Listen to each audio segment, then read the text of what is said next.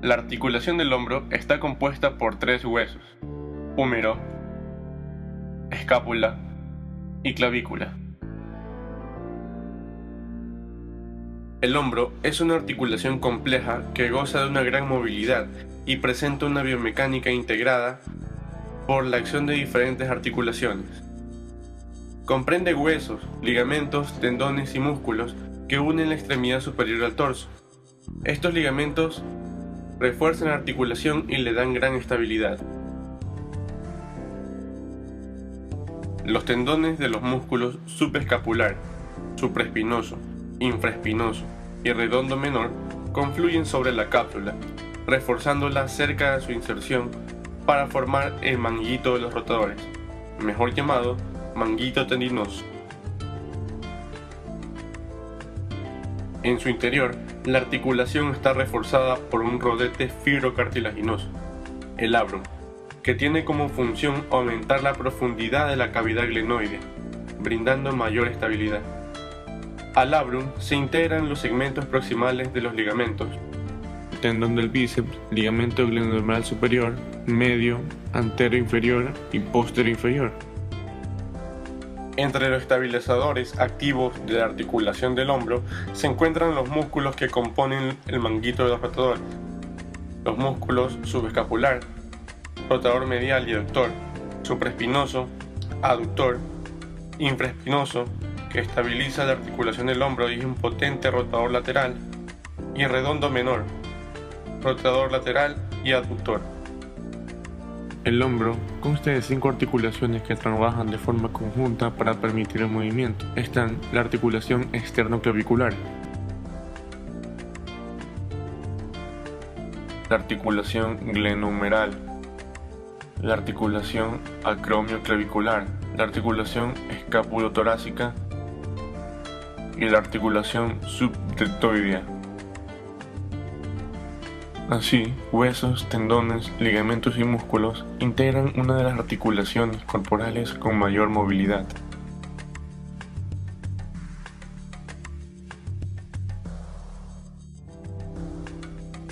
Al hablar de la movilidad del hombro, se deben definir los movimientos que éste realiza, como son abducción, aducción, flexión, extensión, rotación interna y externa. Obtener una historia clínica completa es el primer paso para determinar la causa de una afección del hombro. Entre los puntos que debemos evaluar en la historia clínica tenemos la mialgia o dolor en el hombro. Es el síntoma o manifestación más frecuente en la práctica clínica. Una forma rápida y sencilla para evaluarlo es la mnemotecnia Alicia Fredusa, donde indagamos su antigüedad, localización, intensidad, carácter y radiación, atenuantes, agravantes, frecuencia, duración y síntomas acompañantes. Al evaluar dolor, los antecedentes de trauma constituyen una parte importante en el diagnóstico junto con el mecanismo del trauma. La tumefacción o edema de articulación nos puede indicar la presencia de un proceso inflamatorio intraarticular. Asimismo, la limitación de los movimientos de articulación o la dificultad para levantar peso puede llevarnos al diagnóstico de una patología intra o extraarticular. Otro hallazgo frecuente son los ruidos o chasquidos articulares, ocasionados al mover el hombro, usualmente presentes en la osteoartrosis del hombro. Los antecedentes de lesiones anteriores e infecciones constituyen un elemento esencial al momento de llegar al diagnóstico. La examinación física comienza con la inspección de la postura del paciente y el alineamiento de sus hombros, buscar edema o equimosis, lo cual nos puede indicar un trauma reciente. La evaluación del estado muscular es un paso importante para la identificación de áreas de atrofia muscular sugerentes de lesión nerviosa. El médico debe observar desde delante, de lado, detrás y desde arriba la postura y alineación de los hombros. Se inicia la palpación con la piel, ya que su temperatura puede verse afectada por procesos inflamatorios de la articulación. Debemos evaluar al momento de palpar tumefacción, estado muscular, deformación, la existencia de limitación de la movilidad con las distintas maniobras específicas. Seguimos con las estructuras profundas. Una buena forma de iniciar la palpación es empezar por la articulación externo-clavicular, siguiendo lateralmente la clavícula hasta la articulación acromio-clavicular y así el borde anterior del acromio y rodeándolo. Con el hombro en extensión se puede palpar el tendón del supraespinoso inmediatamente por debajo del borde anterior del acromio. Por debajo de este se palpa con facilidad la prominencia ósea que delimita el surco bicipital, en especial si el brazo se rota suavemente de manera que la cresta ósea se deslice medial y lateralmente bajo de los dedos del extremo. No debemos olvidar palpar la axila, ya que los márgenes anteriores de la cavidad glenoidea deben ser evaluados.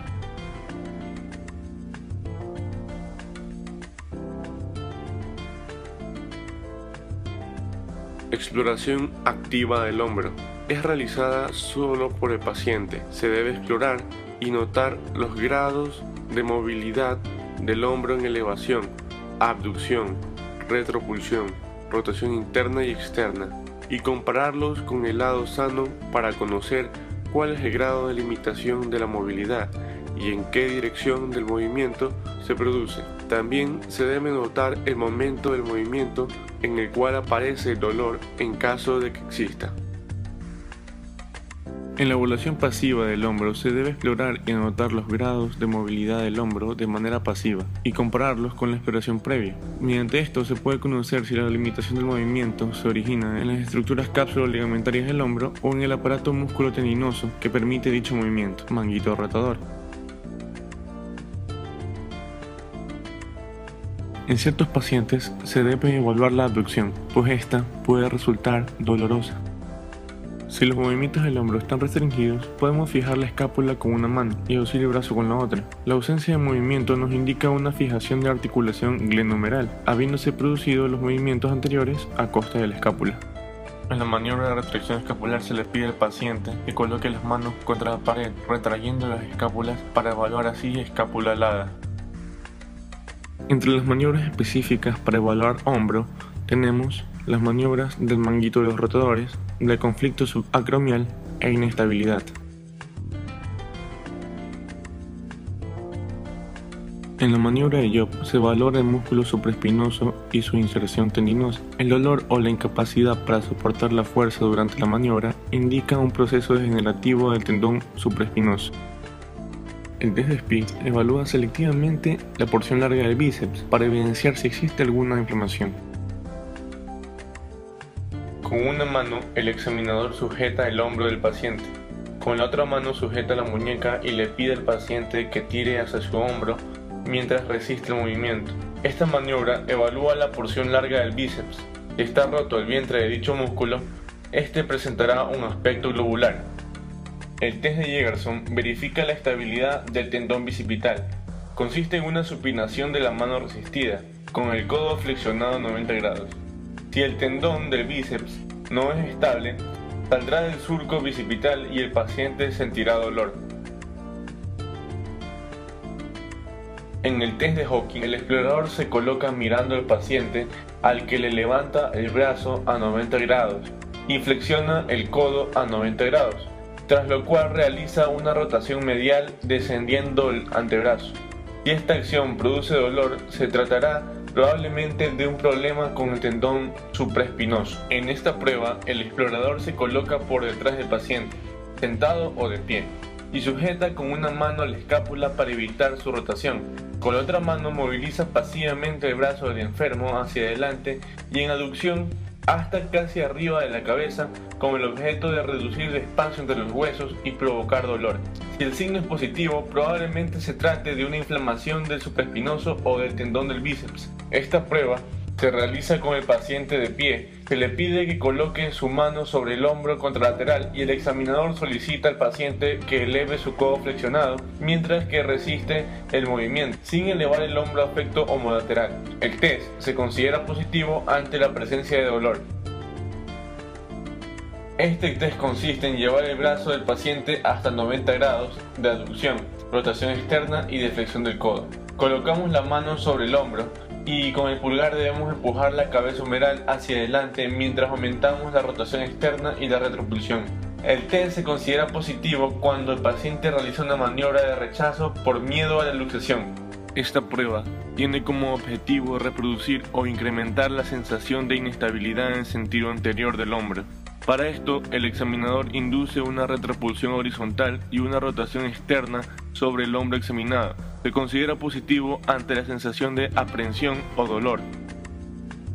Con el codo en extensión y el hombro abducido de 80 a 120 grados, el examinador ubica su mano proximal a la raíz del miembro con los dedos sobre el acromion y la espina escapular, y el pulgar se coloca sobre la cabeza humeral. La otra mano se coloca sobre el tercio proximal del antebrazo, rotando el húmero internamente y aproximándolo en el plano horizontal hacia el examinador.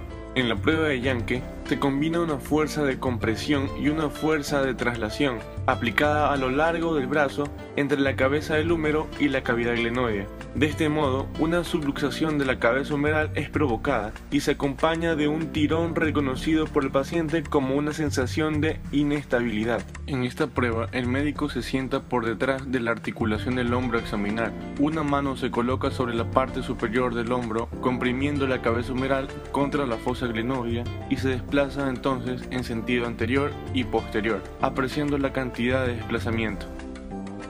En la rotación externa a 90 grados, el paciente debe situar sus manos detrás de la cabeza con los codos traccionados hacia atrás. El examinador tira suavemente los codos hasta que se encuentren en un plano paralelo a los hombros. En la rotación externa en extensión a 70 grados, el paciente coloca los codos juntos a los costados en flexión a 90 grados, con las manos mirando hacia adelante, mientras el examinador mueve las manos en sentido lateral. Un aumento de la rotación es signo característico de una ruptura del músculo subescapular. Dentro de la evaluación de la articulación del hombro, la exploración radiológica juega un papel muy importante, ya que nos ayuda a determinar, entre otras cosas, fracturas humerales proximales o luxaciones. En la exploración radiológica del hombro, las proyecciones indicadas para evaluarlo son la proyección antero-posterior, cuyas variantes son neutral, en rotación interna y externa, y las proyecciones axilar y lateral.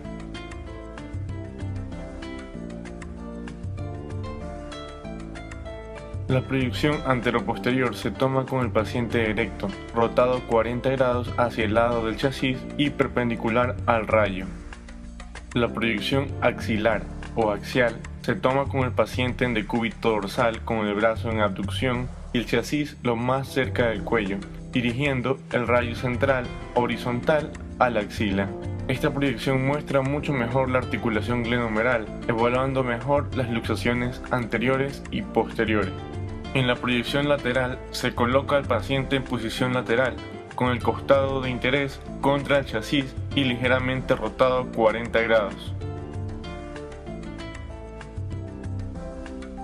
Una variante de la proyección lateral es la proyección en Y escapular, donde se rota al paciente a una posición oblicua anterior, enfrentándolo al chasis, centrando al rayo en la articulación escapulohumeral. Otro método complementario en la exploración imagenológica del hombro es la ecografía, que constituye un método rápido y no invasivo de alta sensibilidad diagnóstica, pero cuya desventaja es ser operador dependiente.